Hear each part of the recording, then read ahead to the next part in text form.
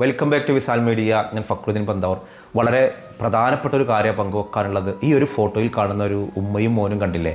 30 വയസ്സുള്ള ഒരു സ്ത്രീയാണ്, അതിനൊരു ചെറിയ പ്രായത്തിലൊരു മോനാണ്. ഇവരെ കാണാതായിട്ട് 5-8 ദിവസങ്ങളായി. ഇന്ന് ഞാൻ ആ ഭർത്താവിൻ്റെ ഒരു വീഡിയോ ഞാൻ കണ്ടു. സത്യം പറഞ്ഞാൽ വലിയ സങ്കടം തോന്നി. ഭർത്താവിൻ്റെ വീട് ബാലുശ്ശേരിയാണ്. ഇവർ കിനാലൂർ ബാലുശ്ശേരിയിലാണ് ഇവരുടെ വീട്. ഇവർ ഭർത്താവിൻ്റെ വീട്ടിൽ നിന്ന് ബാങ്കിലേക്കാണെന്ന് പറഞ്ഞിട്ടാണ് ഇവർ ഇറങ്ങിയിട്ട് പിന്നെ ഇവർ തിരിച്ചു വന്നിട്ടില്ല. അപ്പോൾ സ്വർണം വീട്ടിൽ നിന്ന് നഷ്ടപ്പെട്ടിട്ടുണ്ട്. ഇവർ മനഃപൂർവ്വം ബോധപൂർവം എന്ത് ചെയ്താണ് വീട്ടിൽ നിന്ന് രക്ഷപ്പെട്ടു പോയതാണ്, അല്ലെങ്കിൽ എവിടേക്കോ ഇറങ്ങി തിരിച്ചതാണ്. ഇവരെ എവിടെയാണ് എന്താണെന്നൊന്നും അറിഞ്ഞുകൂടാ. ആ ഒരു പാവം ഭർത്താവിൻ്റെ ഒരു വാക്ക്, അദ്ദേഹം 5-8 വർഷമായിട്ട് കല്യാണം കഴിഞ്ഞിട്ട് 2 വർഷമായിട്ട് മൂപ്പര് സൗദിയിലാണ്. അങ്ങനെ ഭാര്യയുമായിട്ട് എന്തെങ്കിലും പ്രശ്നങ്ങളുണ്ടെന്ന് മൂപ്പര് പറയുന്നില്ല. അങ്ങനെ പ്രശ്നങ്ങളൊന്നും ഇല്ല. പക്ഷേ ഇദ്ദേഹം ഗൾഫിലേക്ക് വരാൻ വേണ്ടി തീരുമാനിച്ചിരുന്നു. ഈ മാസം ഗൾഫിൽ നിന്ന് വരാൻ വേണ്ടി തീരുമാനിച്ച ടിക്കറ്റൊക്കെ എടുത്തതാണ്. അതിനിടയിലാണ് ഭാര്യയോട് അറിയിച്ചിരുന്നു ഇങ്ങനെ ഞാൻ നാട്ടിലേക്ക് വരികയാണ്.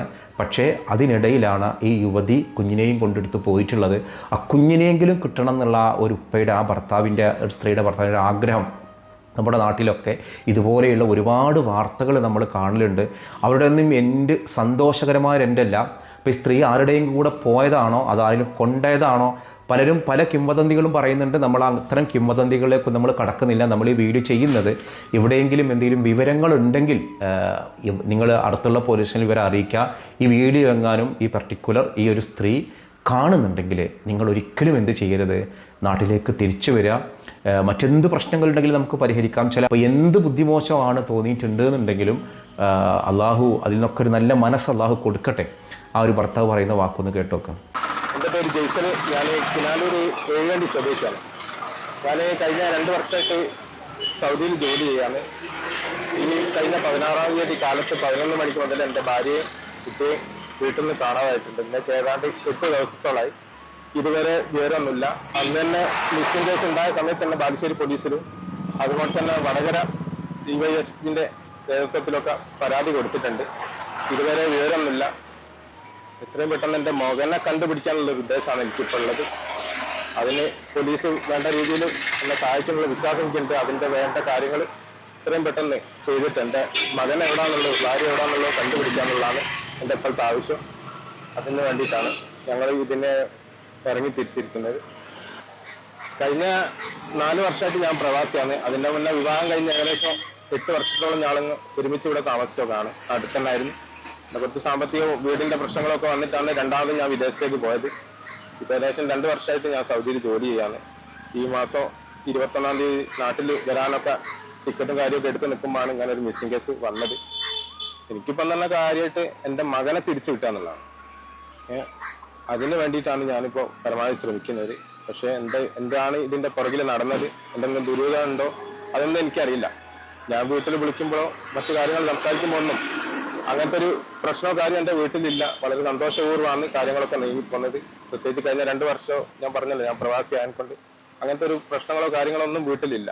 പിന്നെ ഒരു സുപ്രഭാതത്തിൽ നാട്ടിലേക്ക് വരാമെന്ന് വിചാരിച്ച ഒരാൾ പെട്ടെന്ന് ഇങ്ങനത്തെ ഒരു കാര്യങ്ങൾ കേൾക്കുമ്പോൾ മാനസികമായിട്ട് തകർന്നു പോകും.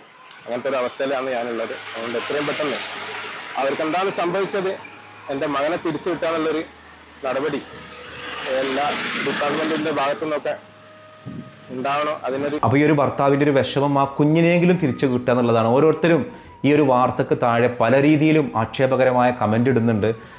നിങ്ങൾ അങ്ങനെയാണ് ഇങ്ങനെയാണ്, ഒരു കുഴപ്പവും ഇല്ലാതെ ഒരു സ്ത്രീ പോവില്ല. ഭാര്യ ഭർത്താവ് ജീവിതങ്ങൾക്കിടയിൽ ഒരു പ്രശ്നങ്ങളും ഇല്ലാതെ ഒരു സ്ത്രീയും ഇങ്ങനെ പോവില്ല. അവരെ സംബന്ധിച്ചിടത്തോളം അവർ രക്ഷപ്പെട്ടു പോവുക എന്നുള്ളൊരു മീനിങ്ങിലാണ് പോവുക, ഭർത്താവിൻ്റെ കൂടെ ജീവിക്കാൻ കഴിയുക. പക്ഷേ ഇങ്ങനെ നിങ്ങളെ കരുതലോടുകൂടി സ്നേഹിക്കുന്ന ഒരാൾ അപ്പുറത്തുണ്ടെങ്കിൽ അതൊരിക്കലും നിങ്ങൾ വിശ്വസിക്കണ്ട കേട്ടോ. എന്തൊക്കെ കുറ്റങ്ങളും കുറവുകളുണ്ടെങ്കിലും ഒരു ഭർത്താവ് നൽകുന്ന ഒരു പ്രൊട്ടക്ഷൻ നിങ്ങൾക്കൊരിക്കലും ഒരു കാമുകൻ നൽകില്ല.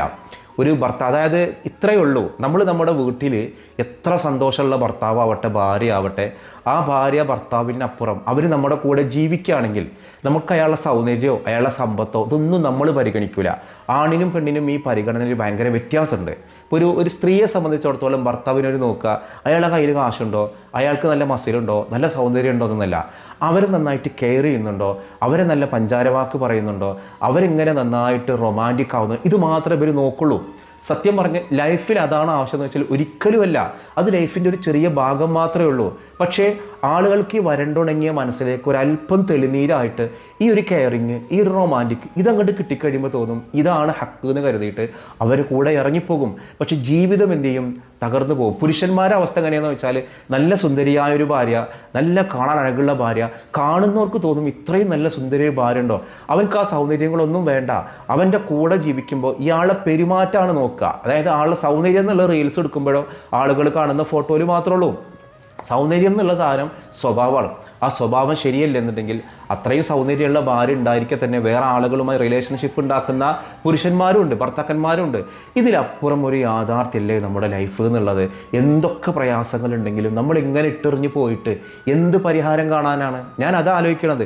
എന്നിട്ട് കിട്ടുന്നൊരു സൊല്യൂഷൻ എന്താണ്? ഇപ്പോൾ ഇത് ജൂലൈ 21-നെങ്ങാനും കാണാത്ത ഒരു സ്ത്രീയാണ്. ഇവരാദ്യം പ്രാദേശികമായിട്ട് പോലീസിൽ പരാതി കൊടുത്തു. ഇപ്പോൾ ഞാൻ അടങ്ങുന്ന ഒരു മിസ്സിംഗ് ഗ്രൂപ്പ് ഉണ്ട്. ആ മിസ്സിംഗ് ഗ്രൂപ്പിൽ കുറേ ദിവസമായിട്ട് ഈ വാർത്ത വരലുണ്ട്.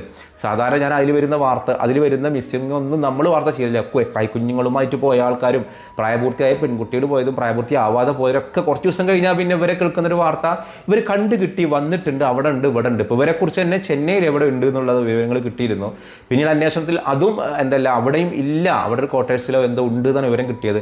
ആ ഒരു പിതാവെന്ന നിലക്ക് ആ സ്ത്രീയുടെ ഭർത്താവ് ആ കുഞ്ഞിനെ ആഗ്രഹിക്കാൻ, ആ കുഞ്ഞിനെ കൊണ്ടുപോകാനുള്ള റൂൾസ് എന്താ ഉള്ളത്? ആ ഒരു സ്ത്രീ വിചാരിച്ചത് കൊണ്ട് മാത്രം ഒരു കുഞ്ഞാവില്ല, ഒരു പുരുഷൻ വിചാരിച്ചത് മാത്രം ഒരു കുഞ്ഞാവില്ല. അതുകൊണ്ട് ആ കുഞ്ഞിൻ്റെ കാര്യത്തിൽ രണ്ട് കൂട്ടർക്കും റോളുണ്ട്. അപ്പോൾ എന്ത് ബുദ്ധിമോശമാണ് തോന്നിയിട്ടുണ്ടെങ്കിലും ദയവ് ചെയ്തിട്ട് നിങ്ങൾ തിരിച്ചു വരുന്ന ഒരവസ്ഥ ഉണ്ടാവട്ടെ, നമുക്ക് പ്രാർത്ഥിക്കാം. അപ്പോൾ നമ്മൾ ആ ഒരു ഉദ്ദേശം കൊണ്ട് മാത്രമാണ് ഈ വീഡിയോ ചെയ്യുന്നത്. ഞാൻ ആ ഭർത്താവിൻ്റെ വീഡിയോ കണ്ടപ്പോൾ സത്യം പറഞ്ഞാൽ അദ്ദേഹം നിസ്സഹായത. എത്രയോ കുടുംബങ്ങൾ ഇങ്ങനെ ഉണ്ടെന്നറിയോ?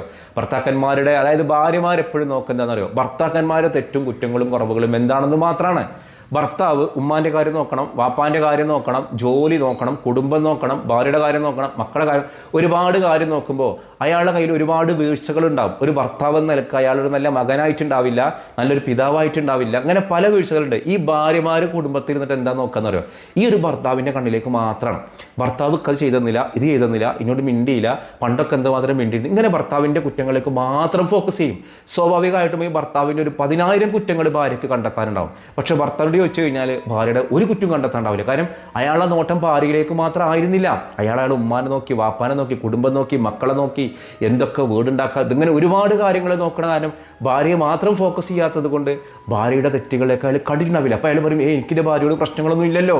പക്ഷേ ഭാര്യയോട് ചോദിച്ചു കഴിഞ്ഞാൽ 100 പ്രശ്നങ്ങൾ ഉണ്ടായിട്ടുണ്ടാവും. എന്തായാലും ഇത്തരം വിഷയങ്ങൾക്കൊന്നും വീട്ടിൽ നിന്ന് ഇറങ്ങി പോകാനുള്ളൊരു പരിഹാരമല്ല. നമുക്ക് എത്രയോ നമ്മുടെ ചുറ്റുഭാഗത്തും ഇത്തരം കേസുകളുണ്ട്. എനിക്കറിയാവുന്നൊരു കേസുണ്ട്. ഇതേപോലെ വീട്ടിൽ നിന്ന് ഇറങ്ങിപ്പോയി. വീട്ടിൽ നിന്ന് ഇറങ്ങിപ്പോയിട്ട് കുറച്ച് കാലം അവിടെയും ഇവിടെയൊക്കെ നിന്നിട്ട് അവരെ പിന്നീട് കണ്ടെത്തിയത് എവിടെയാണ്? പുറത്തൊരു സ്റ്റേറ്റിലാണ് കണ്ടെത്തിയത്. ആ ഭർത്താവ് എനിക്ക് വിളിച്ചു, എൻ്റെ ഭാര്യയെ കാണാൻ, അല്ലെങ്കിൽ വാർത്ത കൊടുക്കും, കുഞ്ഞുങ്ങളെയുമായിട്ടാണ് അവർ പോയത്. അങ്ങനെ അവരെന്ത് ചെയ്തു? മാസങ്ങൾ കഴിഞ്ഞിട്ട് അവരെ വേറൊരു സ്റ്റേറ്റിൽ നിന്ന് കിട്ടിയപ്പോൾ അവൾ പഠിക്കാൻ പോകുന്ന സമയത്ത് ബസ്സിലൊരു ജീവനക്കാരുമായിട്ടുണ്ടായ പ്രണയമാണ്. എവിടെ? കല്യാണം കഴിഞ്ഞ് മക്കളുമായിട്ടൊക്കെ ഉണ്ടായതിന് ശേഷമാണ്. ഭർത്താവുമായിട്ട് ഒരുപാട് അഭിപ്രായ വ്യത്യാസങ്ങളുണ്ട്. അപ്പോഴാണ് ഈ പഴയ പ്രണയം പൊന്തി വന്നത്. എന്നിട്ടോ അയാളെ മതത്തിൽ ചേർന്ന് അയാളെ ഇസ്ലാമൊക്കെ ഉപേക്ഷിച്ചുകൊണ്ട് പിന്നീട് അവർ കോടതിയിൽ സ്റ്റേഷനിൽ ഹാജരായ കുട്ടികളെ വിട്ടുകൊടുത്തു. കുട്ടികൾ എനിക്ക് വേണ്ട. എന്നിട്ടും ആ പഴയ ആളിൽ, അതായത് രണ്ടാമത് കൊണ്ടുപോയ ആളുകൾക്ക് കുട്ടികളൊക്കെ ആയി. അവർ സന്തോഷമായിട്ട് ജീവിക്കുക, അല്ലെങ്കിൽ സന്തോഷമില്ലാണ്ട് ജീവിക്കുക എന്നുള്ളതല്ല. നിങ്ങൾ ആഖിറത്തിൽ വിശ്വസിക്കുന്നുണ്ടെങ്കിൽ, നിങ്ങൾക്കൊരു ഇനിയൊരു ലോകം നമുക്കുണ്ടെന്നുള്ള വിശ്വാസം ഉണ്ടെങ്കിൽ, ഈ ചെയ്യുന്നൊരു കാര്യം വഞ്ചനയാണ്. നിങ്ങൾക്ക് വേണ്ടെങ്കിൽ നിങ്ങൾക്ക് നിയമപരമായിട്ട് ഡിവോഴ്സ് ചെയ്യാം, പിരിയാം. എന്നിട്ട് നിങ്ങൾക്ക് സ്വന്തം നിലക്ക് പണിയെടുത്തിട്ട് ജീവിക്കാം. ആരൊന്നും ചെയ്യില്ല. പക്ഷേ അതിന് പകരങ്ങൾ സമൂഹത്തിൻ്റെ മുൻപിൽ എല്ലാവരെയും, മാതാപിതാക്കളെയും ഒക്കെ അവഹേളിതരാക്കുന്ന രീതിയിൽ എന്ത് ചെയ്തിട്ട് പോകരുതെന്ന് മാത്രം. അപ്പോൾ ആ ഒരു കാര്യത്തോടൊപ്പം തന്നെ ഇന്നത്തെ ദിവസം എനിക്ക് വളരെ പേഴ്സണലി ഭയങ്കര പ്രധാനപ്പെട്ട ദിവസമാണ്. എൻ്റെ ഉപ്പയുടെ ആണ്ടാണ്. എൻ്റെ ഉപ്പ മരണപ്പെട്ടൊരു ദിവസമാണ്. അതുകൊണ്ട് ഈ വീഡിയോ കാണുന്ന എല്ലാവരും എൻ്റെ ഉപ്പാക്ക് വേണ്ടി ദുആ ചെയ്യണം. അള്ളാഹു നമ്മുടെയൊക്കെ മരണപ്പെട്ടു പോയ ഒരുപാട് പേരുണ്ട്, മാതാപിതാക്കളുണ്ട്, പ്രിയപ്പെട്ടവരുണ്ട്. എല്ലാവർക്കും അള്ളാഹു മഗ്ഫിറത്തും റഹ്മത്തും അള്ളാഹു പ്രദാനം ചെയ്യട്ടെ. ഖബറിടം അള്ളാഹു സന്തോഷത്തിലാക്കട്ടെ. ഹബീബായ നബിയോടൊപ്പം ജന്നാത്തുൽ ഫിർദൗസിൽ അള്ളാഹു ഒരുമിച്ച് കൂട്ടട്ടെ. അപ്പം നിങ്ങളുടെ ദുആയിൽ എല്ലാവരും ഉൾപ്പെടുത്തുക എന്നുള്ളതാണ്. അപ്പോൾ ഇൻഷാ അല്ലാഹ് നിങ്ങൾ ഈ വീഡിയോ പരമാവധി നിങ്ങൾ ഷെയർ ചെയ്യുക. ഈ ഒരു സ്ത്രീനെ എവിടെയെങ്കിലും കണ്ടിട്ടുണ്ട് എന്നുണ്ടെങ്കിൽ തൊട്ടടുത്തുള്ള സ്റ്റേഷനിൽ വരെ അറിയിക്കുക.